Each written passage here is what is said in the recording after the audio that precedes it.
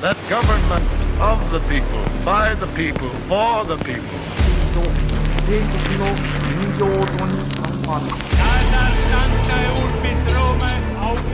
Да здравствует мир между народами. Урд минь Монголын уудам хад, хойно минь Монголын хүчрхэг их мордчлог байваа. За сайн байцгаана уу эрхэм мөндөд үзэгчд болон сонсогчдоо. Тэгэхээр цагаан ордонд даваа гарагт болсон хэвлэлийн баг хурлын үеэр Америк нэгдсэн улсын ерөнхийлөгч Дональд Трамп даваа гарагт буюу одоо өнөөдөр Оросын холбооны улсын ерөнхийлөгч Владимир Путинтэй аль бие ёсоор утсаар ярина гэдгийг бол олон нийтэд мэдээлж зарласан. Тэгэхээр энэ удаагийн хоёр орны ерөнхийлөгчдийн хооронд одоо утсаар ярьж буй одоо ярих энэхүү яриа нь Украинидаа эхэлснээс хойш аль бие ёсоор хоёр орны төрийн тэргүүн хоорондоо утсаар ярьсан анхны тохиолдол болж бүртгэгдэж байгаараа чухал ач холбогдолтой юм. За энэхүү одоо утсаар ярих сэдвийн хүрээнд ерөнхийдөө бол Украинд үүсээд буй одоо энэхүү дайны нөхцөл байдлыг 30 хоногийн хугацаатай буюу төр зур галз зогсоох гэрээний талаар ерөнхийдөө ярилцаж хэлэлцэн гэдгээ бол олон нийтэд нээлттэйгээр зарлаад байгаа. Мөн уг яриа хэлэлцээрийн хүрээнд Украины газар нутгийн бүрэн бүтэн байдлын талаар цахилгаан станцуудын талаар за мөн тодорхой өмч хөрөнгүүдийн асуудлыг бол хүндийн ярилцсан гэдгээ Трамп мэдгдсэн.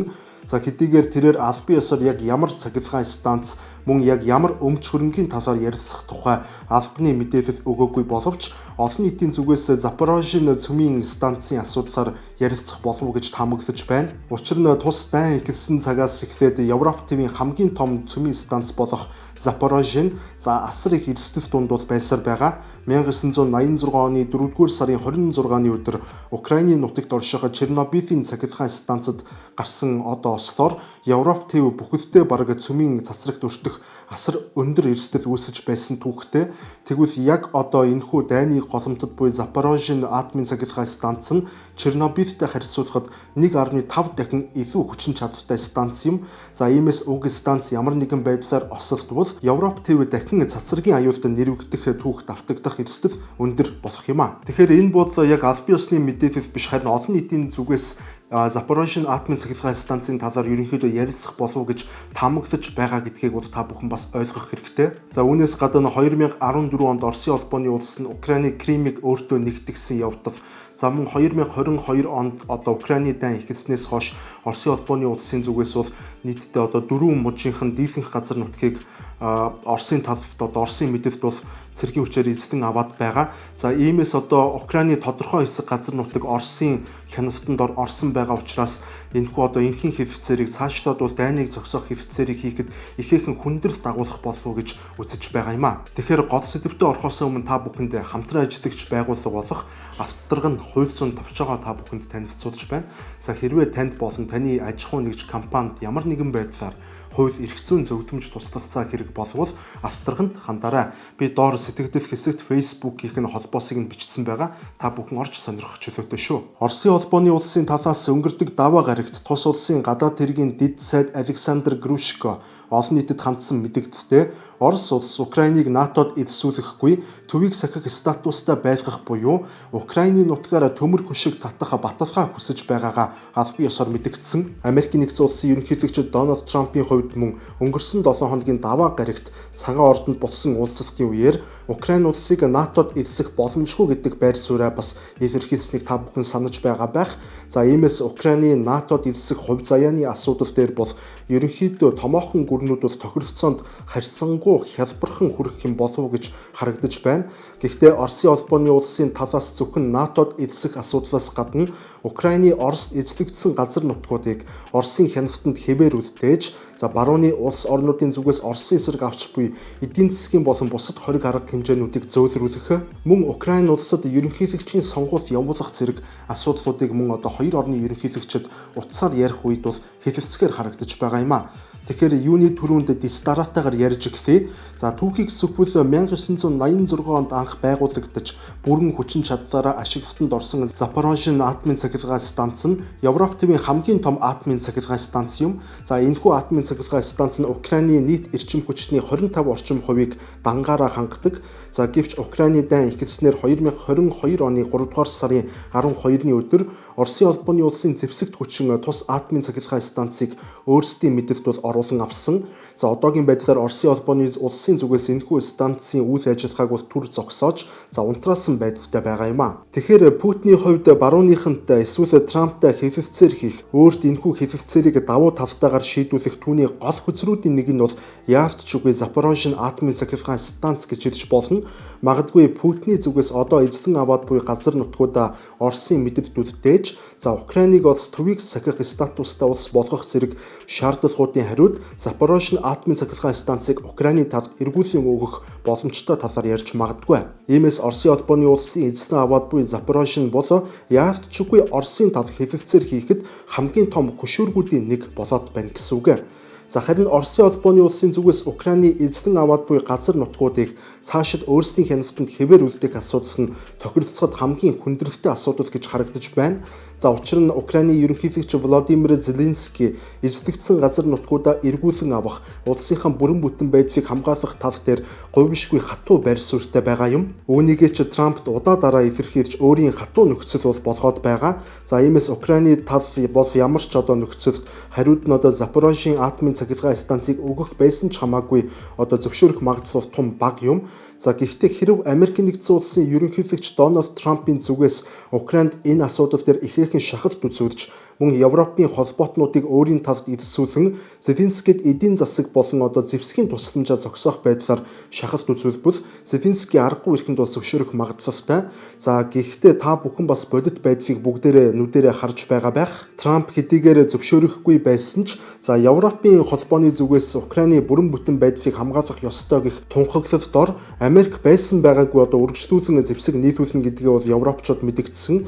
За иймээс Оросын эзлэн аваад буй дөрвөн мужийн асуудал нь бол ойрын хугацаанд бүх талууд харилцан тохиролцоонд хүрэх боломжгүй буюу нэлээд олон удаагийн уулзалт яриа хэлэлцээр явагдаж байж, за мөн Америкийн нэгдсэн улс, Орос, Украин, Европын холбоотнуудын бүгднгийнх нь эрх ашиг нийлэн байж, за үгүй юмаа гэхэд одоо оролцогч талуудын дийлэнх олонхын санал нэг тавтаа гарч байж энэ асуудал шийдэгдэх учиртай. Гэхдээ бас бодит байдал дээр Оросын холбооны улсын ерөнхийлөгч Путин 3 жил үргэлжилсэн урт дайн хийж өөрсдийнхөө цэргүүдийг ингэж олноор нь дайнд алдчихад эцэст нь цэргүүдийнх нь цусаар эзлэн авсан газар нутгаа бол эргүүлэн өгвөл тэр цэргүүд яг юуны төлөө амиа өгсөн болж таарах уу?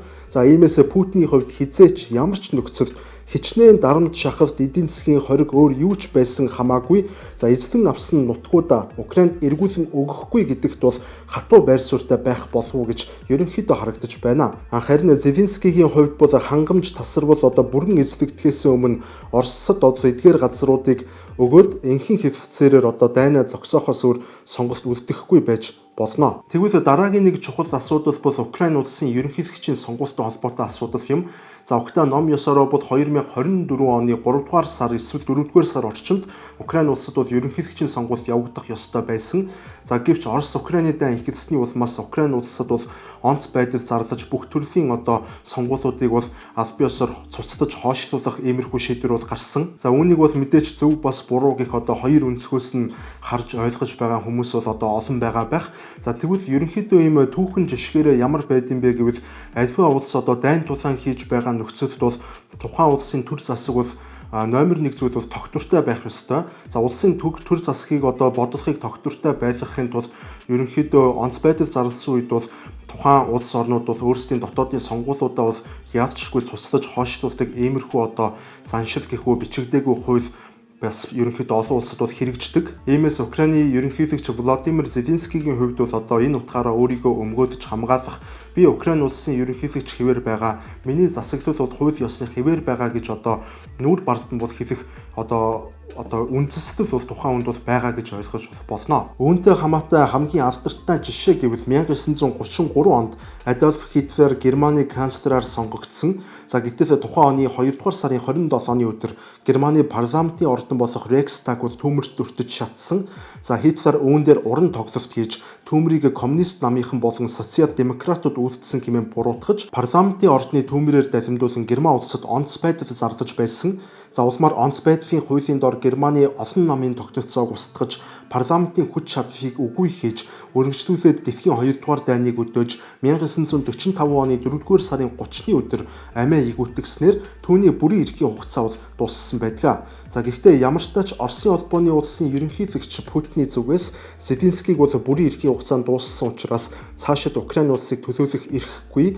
За иймээс Украин улсад ерөнхийлөгчийн сонгуулийг шинээр явуулах ёстой гэх байр суурь бол удаа дараа илэрхийлсээр байгаа юм а. Яг энэ асуудал дээр харин Америкийн нэгдсэн улсын ерөнхийлөгч Дональд Трамп бол маш болгоомжтой хандаж байгаа бөгөөд тэрээр ямар ч тач Зеленскигийн удирдлагыг бол хууль ёсных гэж үзэж буйгаа илэрхийлсэн. За иймд Украины ерөнхийлөгчийн бүрийн эрхийн асуудал дээр талууд бас харилцсан адилгүй байр суурьтай байгаа учраас за энэ асуудал нь хоёр орны хооронд үүсэт буй дайныг зогсоох эсвэл төр зур ганц зогсоох хэлэлцээрүүд байгуулахад ихээхэн хүндрэл дагуулж болцсошгүй. Тэгвэл өөр нэгэн гол хүчин зүйл байгаа нь мөн Европын холбооны улсуудын байр суурийг орхигдуулж болохгүй. За Европын улс орнууд бүгд дуун нэгтэй биш боловч дийлэнх олонх нь бол ямар ч тач Европын хамгийн хүчрхэг улсууд нь Украиныг дэмжсэн байр суурьтай байсаар байгаа. За иймээс Трамп хэдийгээр зүүн Европт өрнөж буй геополитикийн зөрчилдөөнөөс өөрсдөө бүрэн гарсан ч гэсэн за Европын холбоотнууд Украинд үргэлжлүүлэн тусламж үзүүлсээр байвал за Орос Америкийн талуудын хичээл зүтгэл талаар болох эрсдэл өндөртэй. За иймд Оросын холбооны улс болон Америкийн нэгдсэн улсууд нь энэхүү хэвцээрийг зайлшгүй Европын холбооны улсуудтай мөн тохиролцож байж хийх шаардлага үүсэж байгаа юм. За хэдийгээр Европын холбооны улсууд Америкийн нэгдсэн улсын үзүүлж буй энэхүү зэрэг зэвсэг болон хүмүүнлэгийн тусламжуудыг бүрэн орлож чадахгүй ч гэсэн за тэд Украинд үргэлжлүүлэн тусалсаар байвал Украины нөхцөл байдал цаашид улам хүндэрч за дайн бас улам зууралдсан байдалтайгаар өргөжлөж нэмж олон мянган ам эрсдэх бол эрсдэл нүрдэж байна. Тэгэхээр Европ Украинд үргэлжлүүлэн туслах нь яг ямар ашигтай юм бэ гэх асуулт бас эндээс харагдаж байна. За үүнд хариулах бол ер нь бол маш энгийн. За эхний шалтгаан бол мэдээж геополитикийн шалтгаан. За Европын улс орнуудын хувьд Украин хэрв Оросд ялагдвал Оросын дараагийн байн Балтийн орнууд эсвэл Польш, Молдов зэрэг улсуудын аль нэг нь болж таарна гэж тэд бол айж байгаа. Гэхдээ бодит байдал дээр Оросын холбооны улс НАТОгийн нутаг руу хавдахгүй гэдгийг бол бараг бүгд мэдэж байгаа. За иймээс геополитикийн энэхүү шалтгаан нь бол зүгээр л Европын холбооны зүгээс Украинд туслах шалтгаан гэж бол харагдаж байгаа юм. За хоёр дахь шалтгаан гэвэл харин Европын аюулгүй байдлын системийг хамгаалах шалтгаан гэж бол тайлбарлаж байгаа. За энэ нь хэрв Украин Оросд ялагдвал олон улсын эрх зүйн тогтолцоо алдагдаж авторитар дэглэмтэй улсууд цэргийн хүчээр бол сул дорой улсууд руу хавтан довтож газар нутгаа твдэг юм бүдүүлэг жишг тогтолцоог бий болгож мэднэ гэж бол тэд тайлбарлаж байгаа юм. За яг энэ бол бас яг үнэндээ бол үнний ортой. За энэ бол бас байж болох үс бас Монгол улсын хувьд ч гэсэн тодорхой хэмжээнд юмыг аж мэдхүү гэж болгоомжлоход илүүдэхгүй шалтгаан шиг харагдаж байгаа юм а. За харин 3 дахь шалтгаан гэвэл үнэт зүйлийн шалтгаан гэдэг. За тэд баруун төвийн либерал үзэл баримттай авторитар төрөмгийллээс хамгаалах буюу за хүйтэн дайны орон жилүүдэд коммунизмын төлөвтөөс хамгаалах гэдэгтээ бол адилаар тайлбарлаж байгаа юм. За гэхдээ нэг үнэн зүйл гэвэл өнөөгийн Оросын холбооны улс нь хуучны зөвлөлт холбоотой улс бол биш болсон. Зөвлөлт холбоотой улсынхтай адил хүчрхэг, айрам хүчрхэг эдийн засаг бол яг үнэндээ бол байхгүй. За мөн зөвлөлттэй адил өнөөгийн Оросын холбооны улс нь дэлхийн нэг туйлыг тэр чигээрээ үзэл санаа болон оюун санаагаараа хангадаг томоохон төлөөлөгч, томоохон тоглогч бол хэдийнэ биш болсон. За иймээс бодит байдал дээр бол Оросын холбооны улс нь оюун санаа болон засаглалын төрөлд хийх бодит нөөц бололцоо бол боломж нь тун хязгаарлагдмал харагдаж байгаа. За гэтэл ийм байсаар байтал Оросын үзэл санааны төрөлтөөс өөрсдийн үзэл санааны үнэт зүйлээ хамгаалж байна гэдэг нь бол нэг талаараа үнэхээр утгагүй санагдаж байна. Яг үүндээ бол шалтгаан мэт санагдаж байгааг бол нуугаад яах вэ? Тэгэхээр Европын холбоо бол Украиныг хамгаалах үндэслэлүүдээ энэ маягаар бол илэрхийлж байна. За гэхдээ Европын холбооны улсад тусах бас эрсдлүүд бас үнэндээ үнээсээ ч их байгаа. За эдийн засгийн эрсдэл, эрчим хүчний үн нэмэгдэх эрсдэл, аж үйлдвэрийн өрсөлдөх чадвар буурах эрсдэл, Европын холбооны гишүүн орнуудын дотоодын эв нэгдэл сулрах эрсдэл гэх мэтээр нэлээд хэд хэдэн эрсдлүүдийг бол цааш нь задлан ярих бол боломжтой. За гэхдээ ганц зүйл тодорхой харагдаж байгаа нь Америкийн нэгдсэн улсын ерөнхийлөгч Дональд Трамп болон Оросын холбооны улсын ерөнхийлөгч Владимир Путин нар өнөөдөр утсаар яриад ямар нэгэн тодорхой зүйлд шууд санал нэгдэж чадахгүй гэдэг нь бол ойлгомжтой. Цаашдын олон яриа хэлэлцээрүүд хийгдэж байж, олон асуудлуудыг тодорхой болгож байж гад зогсох нь бол үнэн. Тэгэхээр ямар ч тач манай хоёр бол ихлээд утсаар ярьчих. Утсаар ярьсны дараагаар бол шинэ мэдээллүүд одоо шинэ тийм таамаглал одоо нөөц боломжууд одоо прогнозууд бол мэдээч бол гарч ирнэ. За тэр үед би та бүхэнд бол үргэлжлүүлэн тэр бүх шинэ мэдээллүүдийг нарийн сайхан задаргаатайгаар та бүхэндээ яг тэнцүү хоёр талын өнцгөөс нь боломжит хувилбарууд, боломжгүй хувилбарууд, аль талд нь үүсэх давуу талууд, за мөн сул талууд гэх мэтээр бол ярих болно. За ингээд өнөөдрийн дугаарыг би төгсгөхийн өмнө за Subotai Pictures сувгийн одоо үнэн ч үзэгчд, дэмжигчд энэ олон жил сонссон ч бай, за магадгүй сүүлд сонсож эхэлсэн ч бай, ямар ч тач энэхүү сувгаа сонсдог та бүхэндээ зориулаад за нэгэн одоо бяцхан сюрприз гинтийн бэлэг гэхүү тиймэрхүү зүйл одоо би бэлэн болгож байгаа гэдгийг бол та бүхэндээ дуулгахад бол таатай байна. За миний 5-6 жилийн хөдөлмөр тун удахгүй та бүхний өмнө дэлгэгдэх болно. За ингээд түр баяртай.